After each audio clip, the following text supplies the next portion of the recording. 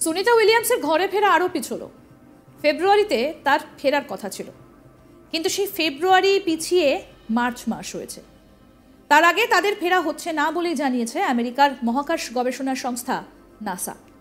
আগামী বছরের ফেব্রুয়ারিতে পৃথিবীতে ফিরবেন না সুনিতা উইলিয়ামস।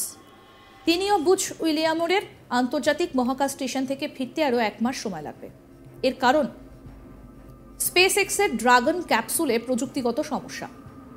2024 সালের জুন মাসে 10 দিনের জন্য মহাকাশে গিয়েছিলেন সুনিতা এবং বুচ, তবে এখন 10 মাস ধরে তারা ওখানেই রয়েছেন।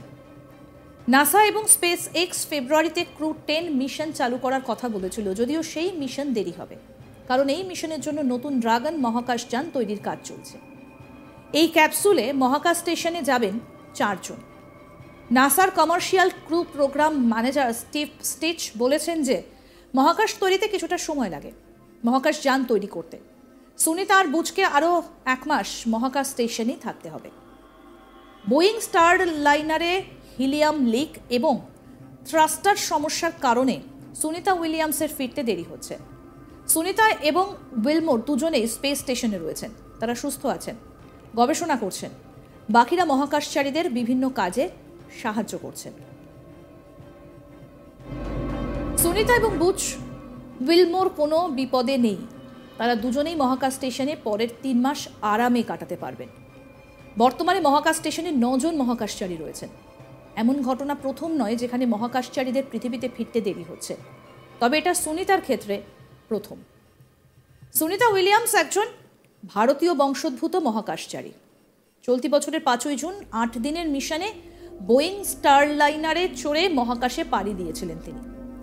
কিন্তু সেই 8 দিনের সফর যে 150 দিন হয়ে যাবে তা হয়তো কল্পনাতেও ভাবতে পারেননি সুনিতা।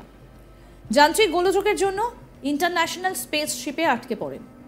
তারপর থেকে একদিন করে 150 দিন অতিক্রম করে গেছে, আর তাতে করে তার বয়স হু করে বাড়ছে, চুলে পাক ধরেছে, গায়ের চামড়া ধীরে ধীরে কুঁচকে যাচ্ছে, ভেঙেছে চোয়াল, দ্রুত কমছে তার ওজনও।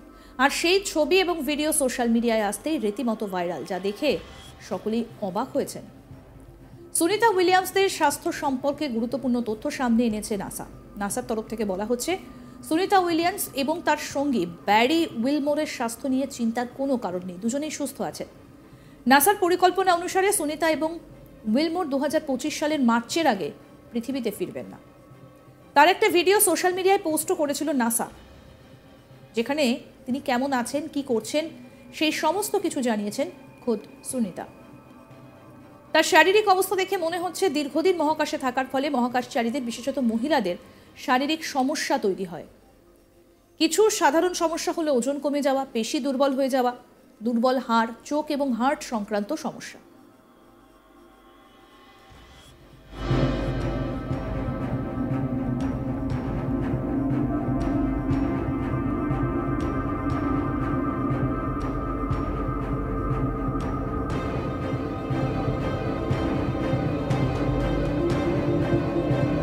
সুনিতা উইলিয়ামসের পৃথিবীতে ফেরার আরও কিছুটা পিছিয়ে গেল, ঘরে ফেরা আরও পেছালো তাদের। ফেব্রুয়ারিতে তাদের ঘরে ফেরার কথা ছিল, কিন্তু সেই ফেব্রুয়ারি পিছিয়ে মার্চ হয়ে গিয়েছে। তার আগে তাদের ফেরা হচ্ছে না বলে জানিয়েছে আমেরিকার মহাকাশ গবেষণা সংস্থা নাসা। আগামী বছরের ফেব্রুয়ারিতে পৃথিবীতে ফিরবেন না সুনিতা উইলিয়ামস। তিনি এবং বুচ উইলমোরের আন্তর্জাতিক মহাকাশ স্টেশন থেকে ফিরতে আরও 1 মাস লেগে যাবে। এর কারণ স্পেসএক্সের ড্রাগন ক্যাপসুলে প্রযুক্তিগত সমস্যা। 2024 সালের জুন মাসে 10 দিনের জন্য মহাকাশে গিয়েছিলেন সুনিতা ও বুচ, তবে এখন 10 মাস ধরে তারা ওখানেই রয়েছেন।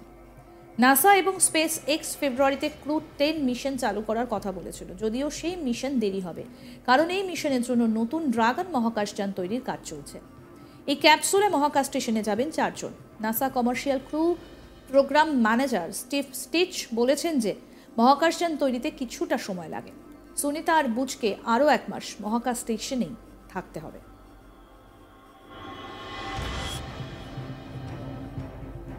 বোয়িং স্টারলাইনারে হিলিয়াম লিক এবং থ্রাস্টার সমস্যার কারণে সুনিতা উইলিয়ামসদের ফিরতে দেরি হচ্ছে।